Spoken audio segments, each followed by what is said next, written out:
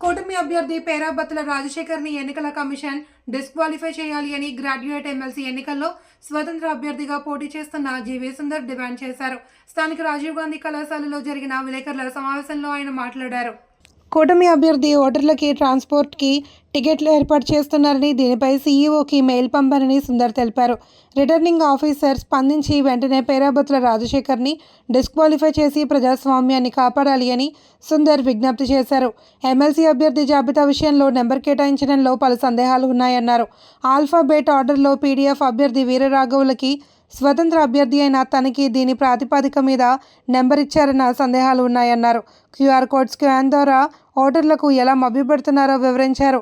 TDP అభ్యర్థి voter స్లిప్స్తో పాటు phone నెంబర్లు, అడ్రస్లో జియో లొకేషన్ కూడా ఉన్నాయని ఆరోపించారు. ప్రజలు ఇవన్నీ గమనించి న్యాయ నిర్ణేతలుగా తనను గెలిపించాలి అని అర్థించారు. నమస్కారం అండి. నేను జీవీ సుందర్, అమలాపురం మాజీ ఎంపీ హర్ష్ కుమార్ గారు బలపరిచిన east west Godavari graduate MLC అభ్యర్థి. ఈ రోజున నేను ఫిబ్రవరి 9న ఒక ఈమెయిల్ పెట్టాను రిటర్నింగ్ ఆఫీసర్ గారికి, ఏలూరు కలెక్టర్ గారికి. ఏంటంటే కూటమి అభ్యర్థి అయిన పేరాబత్తుల రాజశేఖర్ గారు ఈ రకంగా వాట్సాప్లో పంపిస్తూ ఆయన ఓటర్ని ప్రలోభ పెడుతూ ఎలక్షన్ ఏదైతే మోడల్ కోడ్ ఆఫ్ కాండక్ట్ ఏదైతే ఉందో అది అతిక్రమించి ఓటర్లకి మేము మీకు ట్రైన్ టికెట్లు తీస్తాం, ఫ్లైట్ టికెట్లు తీస్తాం, మీరు వచ్చి ఓటేయండి అని చెప్పి డేటా కలెక్ట్ చేస్తున్నాడు. కాబట్టి ఇది డెఫినెట్గా ఎలక్షన్ మోడ్ ఏదైతే ఉందో, కోడ్ ఆఫ్ కాండక్ట్ ఏదైతే ఉందో దానికి విరుద్ధం. కాబట్టి ఆయన్ని డిస్క్వాలిఫై చేయండి అని ఫిబ్రవరి 9న నేను కలెక్టర్ గారికి ఈమెయిల్ పెట్టడం జరిగింది.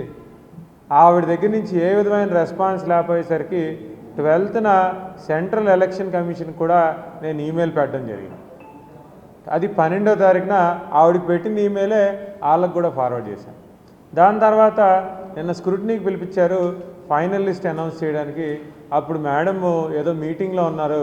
వెంటనే దీన్నే మన returning officer, deputy returning officer ఎవరైతే ఉంటారో ఆయనకి ఈ లెటర్ ఇచ్చి, సార్ దీని గురించి కొంచెం పట్టించుకోండి, ఇది కరెక్ట్గా లేదు అని డిఆర్ఓ గారికి కూడా రిప్రజెంటేషన్ ఇచ్చి అక్నాలజ్మెంట్ తీసుకున్నాను.